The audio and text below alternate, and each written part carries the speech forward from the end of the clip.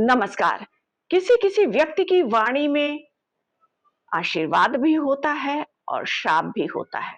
वो व्यक्ति अगर अचानक से क्रोध में आकर के या प्रसन्नतावश कुछ कह जाए तो ब्रह्मांड भी उसे टालने की शक्ति नहीं रखता है। ऐसा क्यों? ब्रह्मांड में वाणी को सरस्वती कहा जाता है। हमारे जीवा पर सरस्वती का वास होता है, ऐसा हम सुनते आए हैं। शब्द जो होते हैं वो सरस्वती माने जाते हैं। अब ऐसा जातक अगर मंत्रों की सिद्धि करता है, नाम जप करता है, मंत्र जप करता है तो उसकी वाणी सिद्ध होती है। ये स्वाभाविक है। तो ज्योतिष शास्त्र में कुछ ऐसे सूत्र बताए गए हैं जिसमें बुध केवल बुद्धि का दाता नहीं रहता है, वाणी का ही प्रदाता नहीं होता है, या गुरु ग्रह केवल ज्ञान को नहीं देते हैं। अगर कोई जातक साधक है तो उसकी वाणी सिद्ध हो जाती है और वो सिद्ध बुद्ध कहलाता है। अक्सर हम किसी के जिह्वा पर काले रंग का निशान देखते हैं। निश्चित तौर पर अगर उसकी जन्म कुंडली खोल करके देखी जाए तो गुरु ग्रह बैठे होंगे और उस गुरु ग्रह का संबंध बुध के साथ हो रहा होगा। देव गुरु बृहस्पति का संबंध अगर बुध और गुरु के साथ होता है तो ऐसे जातक की वाणी सिद्ध होती है, वो सिद्ध बुद्ध होता है। अब ऐसा जातक अगर क्रोध में आकर के किसी से कष्ट पा करके, तकलीफ पा करके अचानक से मुंह से गलत बोल दे तो उसका ये वाणी श्राप की तरह सामने वाले को लग जाता है जो उसे कष्ट दे रहा हो। और अगर प्रसन्न होकर के शुभ वचन बोले तो आशीर्वाद की तरह लगता है। जब अष्टम भाव और दूसरे भाव से देव गुरु बृहस्पति और बुध का संबंध बनता है। जन्म कुंडली के 5वें भाव से हम पूर्व पुण्य को देखते हैं। पंचम भाव और नवम भाव हमारे पूर्व पुण्य, साधना, धर्म और धर्म की उच्च स्थिति को दिखाते हैं। अगर देव गुरु बृहस्पति का संबंध पंचम भाव से बन रहा है, दूसरे भाव से या नवम भाव से बन रहा है और साथ ही इस संबंध में बुध ग्रह भी शामिल हो, केतु शामिल हो, तो ऐसे जातक की वाणी ऐसी होती है कि प्रकृति के लिए भी आदेश बन जाती है। बस वो जातक अपनी वाणी को कितना साध रहा है। मंत्रों का जप करने से उसकी वाणी सिद्ध हो जाती है। अब ऐसे जातक को कोई परेशान करे, उसे धोखा दे, कष्ट दे तो निश्चित तौर पर शाप बन करके उसकी वाणी, उसकी हाय कष्ट देने वाले के साथ लग लेती है। जिसके जन्म कुंडली के दूसरे भाव, 8वें भाव और 5वें भाव से केतु, बुध और देवगुरु बृहस्पति का संबंध बने तो कष्ट में आकर के ऐसा जातक शाप भी दे तो वो लग जाता है, आशीर्वाद दे प्रसन्नता से तो वो भी लग जाता है। जन्म कुंडली का 7वां भाव दाम्पत्य को दिखाता है, व्यापार और व्यापारिक पार्टनरशिप को दिखाता है। लेकिन क्या हम जानते हैं कि 7वां भाव जन्म कुंडली का एक अलग तरह की ऊर्जा को भी दिखाता है। अब 7वें भाव में अगर राहु जैसा ग्रह बैठ जाए तो हम अक्सर ऐसा सुनते हैं कि वैवाहिक जीवन में अलगाव की स्थितियां आती हैं या वाद विवाद होता है, कष्ट पाता है वो जातक। लेकिन इसी के ठीक साथ इस बात को भी हमें समझना चाहिए कि सप्तम भाव में अगर राहु ग्रह बैठ जाए तो ऐसे जातक को अपने वैवाहिक जीवन से बहुत सारी इच्छाएं होती हैं और जब वो इच्छाएं उसकी पूरी नहीं होती हैं तो उसका मन कष्ट से भरता है, नकारात्मक ऊर्जा उसके इर्द गिर्द होता है जो उसके अंदर चलता रहता है। अब वो जातक अपने आप को कष्ट देने वाले को कुछ कह जाए तो वो घटित होता है, लग जाता है। इसी तरह कोई साधक है, मंत्रों का जप लगातार कर रहा है तो उसकी जिह्वा सिद्ध हो जाती है क्योंकि ऊर्जा है।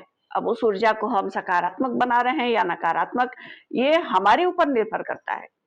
जिस तरह की ऊर्जा हम अपने व्यक्तित्व से क्रिएट करेंगे वो इर्द गिर्द हमारे ऑरा के रूप में रहेगा। किसी के जन्म कुंडली में अगर मंगल और शनि की युति हो तो इसे द्वंद्व योग या विस्फोटक योग कहते हैं। मानसिक रूप से ऐसा जातक बहुत अस्थिर होता है, भय और भ्रम की स्थिति में रहता है। ऐसा जातक जो पीड़ित है मना स्थिति से, उसको अगर कोई क्रोध में कुछ कह दे और वो जातक उसे शाप दे दे या उसके क्रोध का प्रतिकार करे तो लग जाता है सामने वाले को। ऐसे जातक का मन विचलित होता है, प्रकृति प्रदत्त कष्ट तो वो पा ही रहा है तो अपने कष्ट से वो विचलित होता है। ऐसे में कोई और उसको आकर के परेशान करे, उसे तकलीफ दे, उसका अपमान करे तो वो क्रोध से जो भी कहेगा उस वक्त वो घटित होगा, सामने वाले पर लगेगा। गुरु और केतु की युति हो जन्म कुंडली में तो परम आध्यात्मिक होता है जातक। ऐसा जातक आध्यात्मिकता की ऊंचाई तक जाता है। ऐसे जातक को जो साधक होता है उसको कोई क्षति पहुंचाए, उसका कोई अपमान करे, तो उसकी एनर्जी सामने वाले को, क्षति पहुंचाने वाले को नहीं छोड़ती है।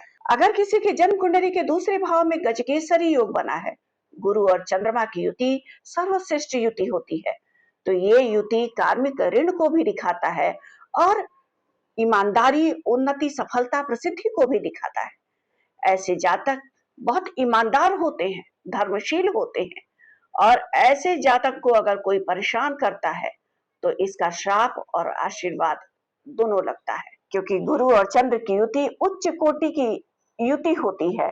गुरु धर्म है और चंद्रमा मन है। जब ये दोनों ग्रह एक दूसरे के साथ युद्ध होते हैं तो ऐसा जातक बहुत आध्यात्मिक होता है, ईमानदार होता है, और अगर दूसरे भाव पर बन रहा है तो परिवार के प्रति समर्पित होता है। जन्म कुंडली में देव गुरु बृहस्पति का अगर दृष्टि संबंध बुध ग्रह के साथ बनता है या युति संबंध बने तो जातक की वाणी स्वतः सिद्ध होती है। और ऐसा जातक अगर आध्यात्मिक है, साधना करता है, तो फिर पूछना ही क्या है, जातक जो भी कहता है वो घटित होता है। देव गुरु बृहस्पति का बुध के साथ दृष्टि संबंध बने या युति संबंध बने तो जातक की वाणी सिद्ध होती है, सत्य बोलता है जातक, अकाट्य बोलता है। अगर कन्या राशि में बुध ग्रह बैठे हो तो उनकी उच्च की राशि है। अगर ये बुध ग्रह केंद्र के भाव में बैठे हो, पहले भाव में, चौथे में, सातवें में या 10वें भाव में, तो भद्र नामक महापुरुष राजयोग का निर्माण हो जाएगा। हम जानते हैं अगर स्वराशि के मिथुन राशि में या कन्या राशि में, यहाँ कन्या राशि का सूत्र है, कन्या राशि में अगर बुध ग्रह बैठे हैं तो जातक की वाणी सिद्ध होती है। और इसी तरह अगर हंस नामक महापुरुष राजयोग बना है, देव गुरु बृहस्पति अपनी उच्च की राशि कर्क में बैठे हैं, तो जातक की वाणी सिद्ध होती है। नवांश कुंडली में अगर बुध ग्रह और गुरु ग्रह केंद्र या त्रिकोण के भाव में बैठे हों और वो एक दूसरे के साथ संबंध बना रहे हों तो ऐसे जातक की वाणी सिद्ध होती है। जन्म कुंडली के नवम भाव पर अगर देव गुरु बृहस्पति बुध ग्रह के साथ युक्त हो या दृष्टि संबंध बना रहे हो तो वाणी सिद्ध होती है। ये देखना चाहिए कि और ग्रहों से ये पीड़ित तो नहीं है, इसका हमें ध्यान रखना होगा ग्रह के बल का।